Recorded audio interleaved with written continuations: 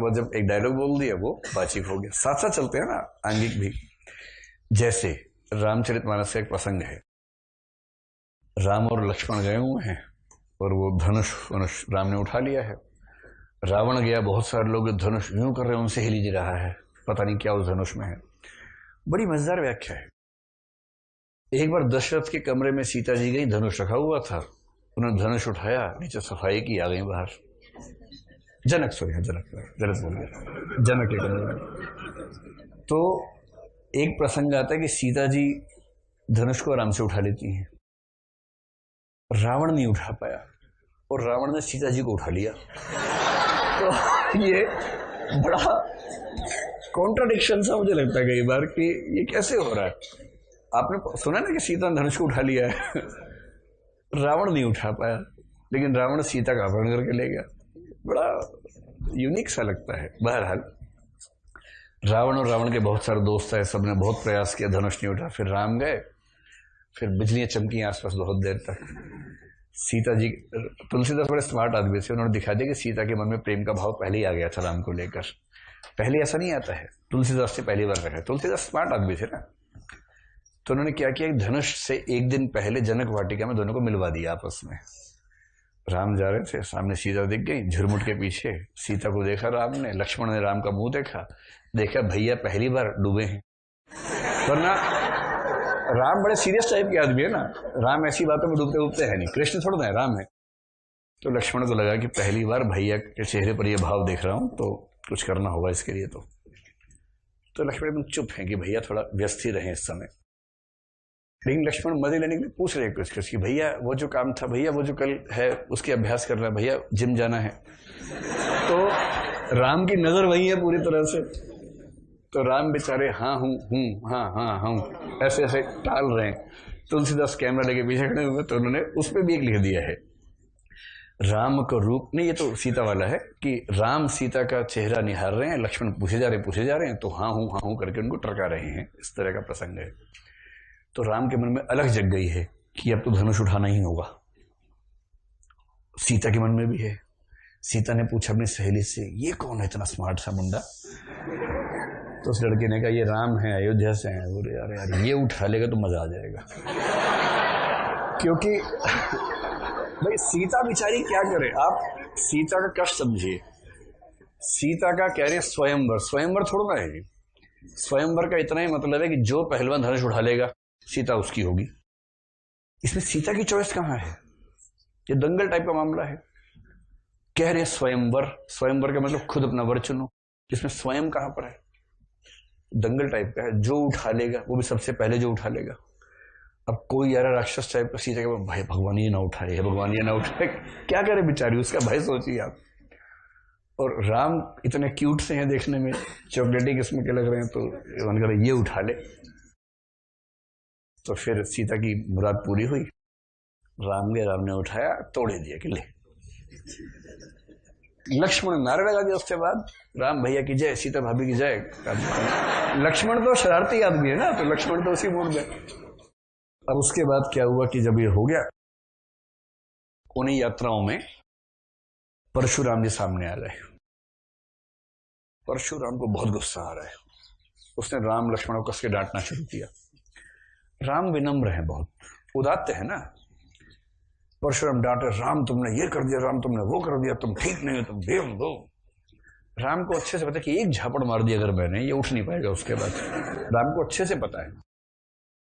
राम उदात्त है, शक्तिशाली है, पर शक्ति का दुरुपयोग नहीं करेंगे, क्योंकि राम उदात्त व्यक्ति है, सबलाइम है। राम का मानना है कि कोई बूढ़ा डांट रहा है, डांट सुन लो उसकी, क्योंकि उस बेचारे के मन में कुछ भाव है, व्यक्त हो जाना चाहिए। क्यों कुंठित रहे बूढ़ा? लक्ष्मण को सुहाता नहीं कि मेरे भैया को कोई खराब तरीके से बात करे।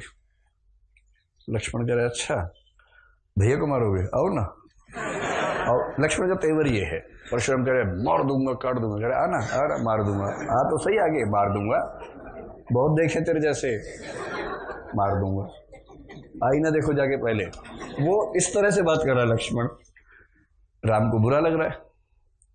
तो उसमें एक प्रसंग आता है, तुलसीदास कह रहे हैं कि जब देखा कि लक्ष्मण लगातार ऐसे बात कर रहा है तो लक्ष्मण को देखकर राम ने अपने नयन तरेरे राम, और जैसे ही आंखें तरेरी, मतलब वो ट्रायंगल में खड़े हैं, यहाँ परशुराम है, यहाँ राम है, समझ लीजिए यहाँ लक्ष्मण है।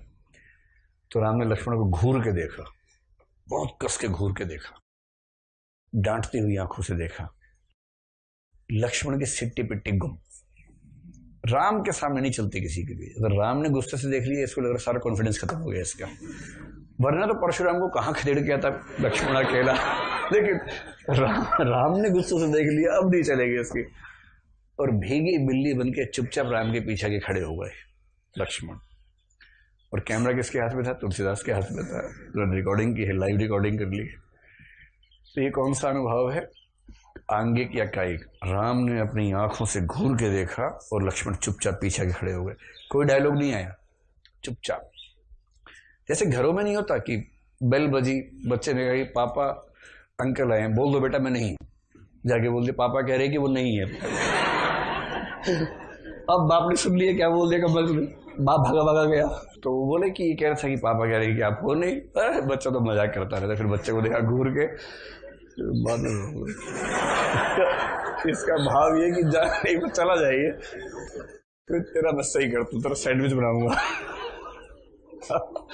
अब ऐसे में क्या बोले बाप बेचारा, इशारे से बोलता है कि बेटा कोई बात नहीं, तेरा भी समय आया, मेरा भी समय आएगा, आधे घंटे बाद आएगा मेरा समय, तैयारी करो, तुम चिमटा विमटा तैयार करो गर्म करके, फिर बताएंगे।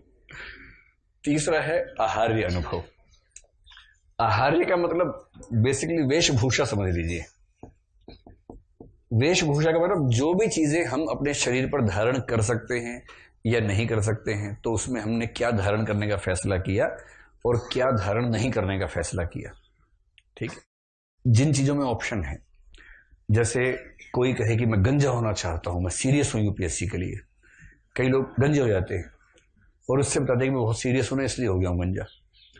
बाकी लोग दबाव भी बन जाता है, देखो यार पढ़ते पढ़ते बाल खत्म हो गए इसके, तो कितना पढ़ रहा है। इससे माहौल बनता है। कुछ लोग दाढ़ी वाड़ी बढ़ा लेते हैं झाड़ झंखाड़ की, मैं शेव नहीं कर पा रहा हूँ, इतना पढ़ता हूँ, शेव करने का समय नहीं मिलता है मुझे, जितने में शेव करूंगा 4 MCQ हो जाएंगे, इतने में तो मैं शेव क्यों करूँ। तो उससे दबाव, बाकी में दबाव बन जाता है, दाढ़ी के साथ पढ़ रहा है, मेरा दाढ़ी के पढ़ रहे हैं, फिर हमारा कैसे होगा। ये दबाव तो रहता ही है। तो जो चीजें आप धारण कर सकते हैं या धारण नहीं कर सकते हैं, उसमें से आपने क्या चुना, ये आपका आहार्य अभिनय है। जो कर सकने का ऑप्शन है, ये नहीं कि मेरे 2 कान हैं ठीक नहीं लगते हैं, 1 कान करना है मुझे, कर दिया, फिर वापसी का ऑप्शन तो उसमें है नहीं। तो जो वैकल्पिक है उसमें ऐसा होता है। मूंछ है, नहीं है, ठीक है, दाढ़ी है, नहीं है, बाल हटा दिए, कान में कुंडल पहन लिया, दोनों कान में पहन लिया, एक में पहना, दोनों कान में टायर, नाक में स्टेपनी लगा ली, एक एक्स्ट्रा पहिया नाक में भी है, कहीं पंचर वंचर हो जाए तो नाक से वहां लगा लेंगे। ये आपके चॉइस का मामला हुआ। कपड़े कैसे पहनने, इंडियन पहनना, वेस्टर्न पहनना है, आदिवासी पहनना है, सब आपके पास स्टाइल है, हर तरह का स्टाइल आपके पास है। ये चीज, और हाथ में क्या लेके जा रहे हैं। जैसे राम सीता से मिलने जाएंगे, हाथ में क्या लेके जाएंगे, बुके या गदा? बुके बुके लेके जाएंगे, तो ये आहार्य है। और उस समय एकदम सफेद या पीला या लाल कपड़ा पहन के जाएंगे ना, तो सुंदर सा लगे, कोमल सा लगे, स्मार्ट सा लगे। शेव करके जाएंगे, बिना शेव के जाएंगे, शेव करके जाएंगे। और रावण से युद्ध हो रहा है, सुबह सुबह राम कह रहे मैं शेव करूंगा, पहले रुको, क्या जरूरत है शेव करने की? बिना शेव के आप गुस्से वाले देखेंगे और अच्छा रहेगा, थोड़ा दबाव बनेगा उससे। उस दिन बुके लेके नहीं जाना है युद्ध में, क्या लेके जाना है? गदा, धनुष, वो सब लेके जाना है। तो जो चीजें हम धारण करते हैं, और वो होनी चाहिए कैसे? उस नाटक के दृश्य के हिसाब से। जैसे अंगद अगर जीन्स पहन के चला गया है मंच पे, तो समस्या कौन से वाले में आई? आहार्य अभिनय में समस्या आ गई, क्योंकि वो धारण नहीं किया हुआ जो उस सीन के अनुकूल होना चाहिए। तो किसी दृश्य के हिसाब से जो बोला जाएगा वाचिक अभिनय है, जो किया जाएगा हाथ पैर से आंगिक है, और जो वेशभूषा आदि से होगा वो आहार्य अभिनय है। स्पष्ट हुआ?